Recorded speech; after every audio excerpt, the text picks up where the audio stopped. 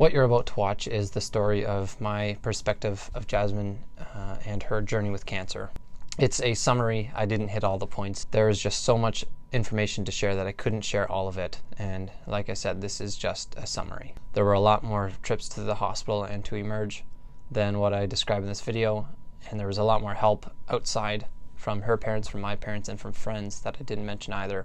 I just tried to summarize and put together as much of the big events that happened and kind of the timeline of what happened. But I hope that you can learn from Jasmine and her story. When me and Jazz started dating, you could barely even tell. The only thing that would give any indicator that something was wrong with her was that she took Advil very often. She took it about 4 times a day.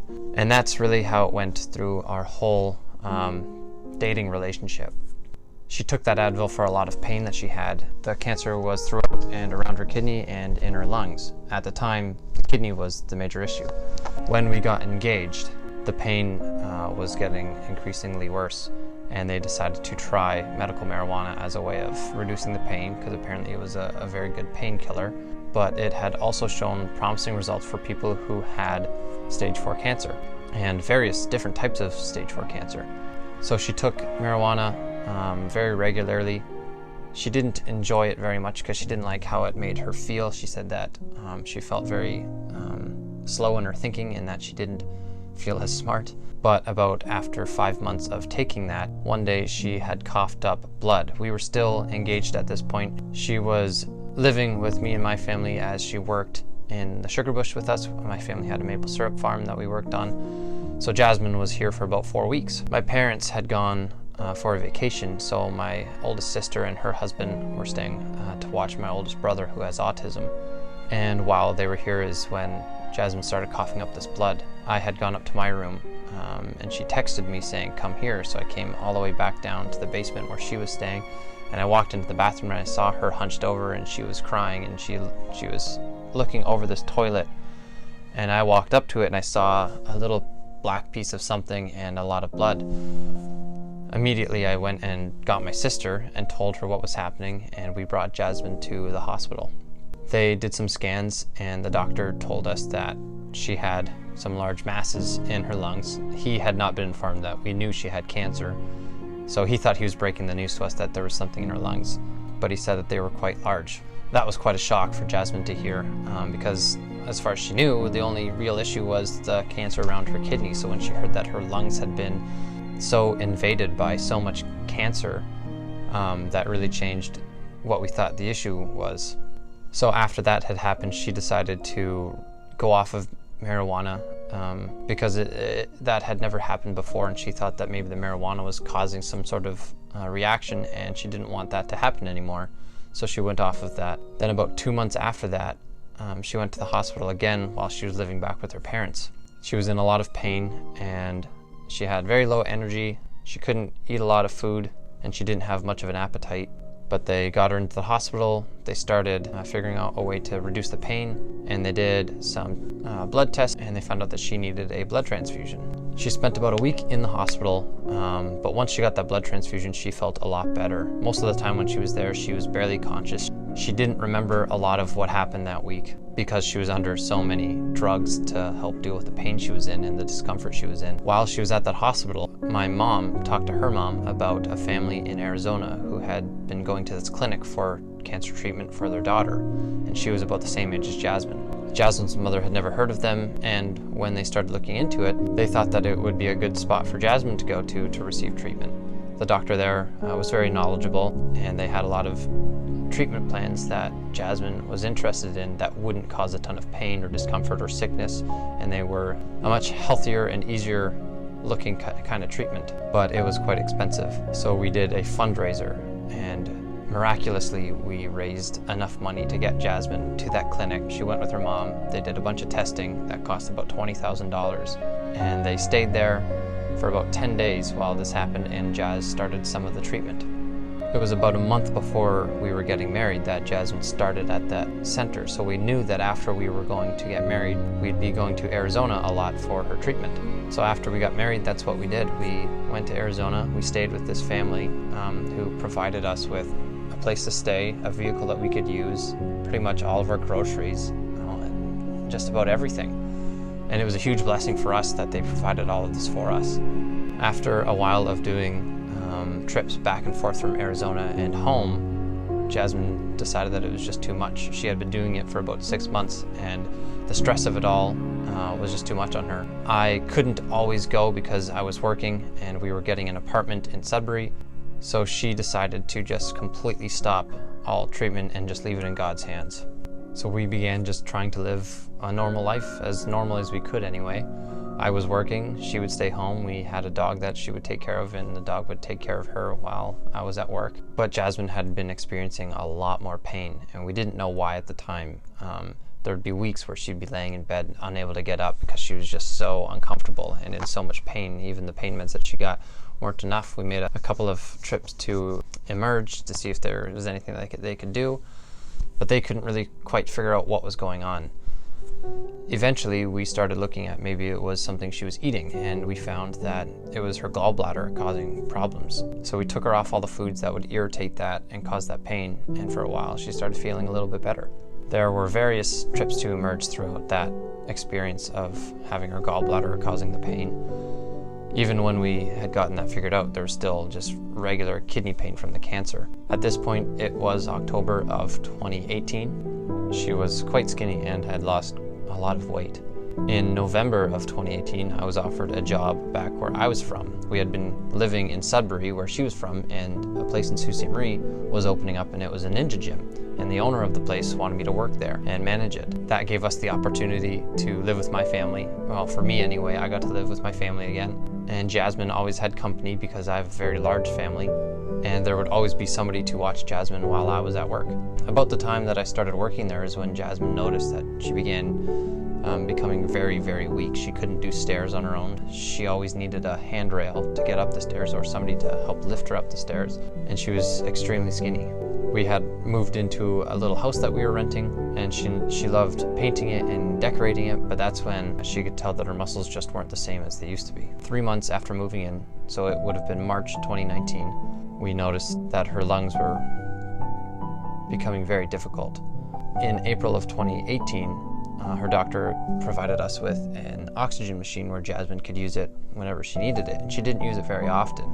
She would just use it when she was at home after a long day and she felt like she was a little bit out of breath. But in March of 2019, she began needing it 24/7.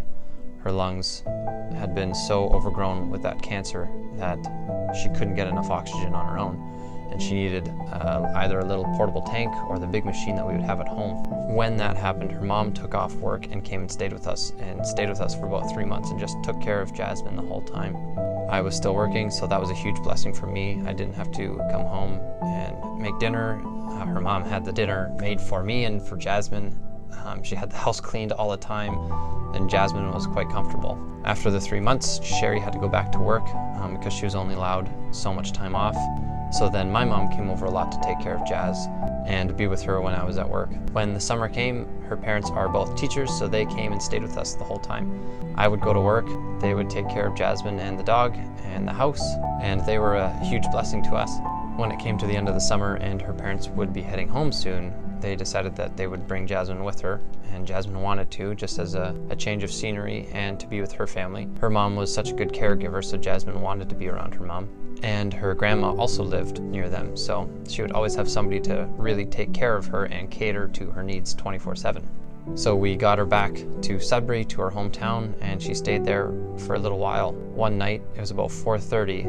I don't know how I heard my phone because it was on vibrate and I never had my sound on. I guess I might have been awake, but my phone was ringing and I saw that it was Jasmine's mom. So I answered the phone, and it wasn't Sherry, it was her uncle. And he said, "Hey Ethan, this is CJ. Jasmine threw up a lot of blood and we're just trying to comfort her right now. We called an ambulance. They're gonna come get her and bring her to the hospital, but she threw up quite a bit of blood." When I heard that, I immediately got onto the floor and prayed.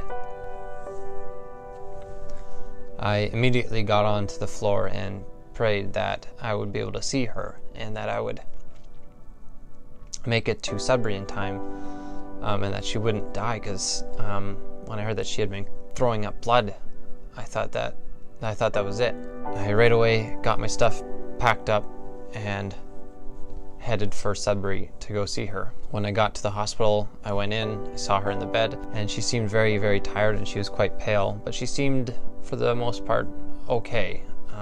She was awake, barely awake, but she was awake, and she was able to talk to me, but the doctors didn't quite know yet what was going on. So I sat there for a little while, waiting to find out what it was, and the doctor came in and told us that she had an ulcer that was bleeding. From all the Advil that Jasmine was taking, the Advil caused that ulcer. The doctor told us that some people, they'll just take Advil once and they'll get an ulcer. Jasmine had been taking it for years, and she took it every day, multiple times a day. So that ulcer may have been there for quite a while, and it finally started bleeding. She had lost a lot of blood, so they got her a blood transfusion as soon as they could. Eventually, they moved her back to the Sioux because that's where her doctor was, and she had another blood transfusion while she was there, and was there for about 2 weeks. I took some time off work so that I could spend time in the hospital with her because it was an unknown. We didn't know if she was going to survive or not. She couldn't eat anything because of this ulcer. Her stomach just constantly threw up everything that she tried to eat. But by some miracle, she got out of the hospital again. We brought her home. We had a hospital bed for her now. She was so weak that she couldn't really stand up out of her own bed.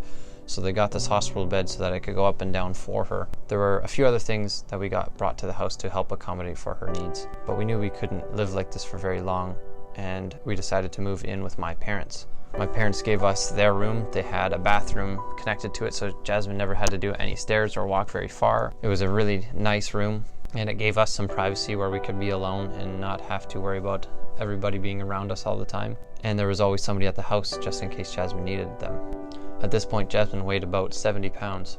When we began dating, she weighed about 130 pounds, so she lost almost half of her weight. You could see every bone on her body. All of her joints were bigger than everywhere else on her limbs. Her ribs were protruding, and her teeth were quite visible because she had no fat around her mouth. Her hair kind of stopped growing and was very, very thin because of the lack of food and the lack of nutrients. And she was suffering quite a bit. She couldn't even sit up in her own bed. She needed me to pick her up whenever she wanted to walk somewhere, because even with a walker, she didn't have the strength to stand up on her own. There were times in the night where she was going to throw up and she couldn't sit up, so she would have to yell at me to wake me up, and then I would have to react and grab a bucket and sit her up as fast as I could. And she was really suffering. This went on for quite a while. So we lived with my parents from October of 2019 till February of 2020. In February, she wanted to move back to her parents again to spend time with them. We thought, how are we ever going to get her there? How could we transport her there? It's a 4-hour drive. She needs her oxygen. She needs to stay comfortable. Again, it was by some miracle that she felt good on the day that my parents decided to drive her down to Sudbury. So she lived with her parents at their camp for a little while. And this is when COVID-19 began to really be an issue. In March, everything shut down. Work was closed. So now, for her parents, her mom said that this was just a blessing because now she could just spend time with her daughter, who was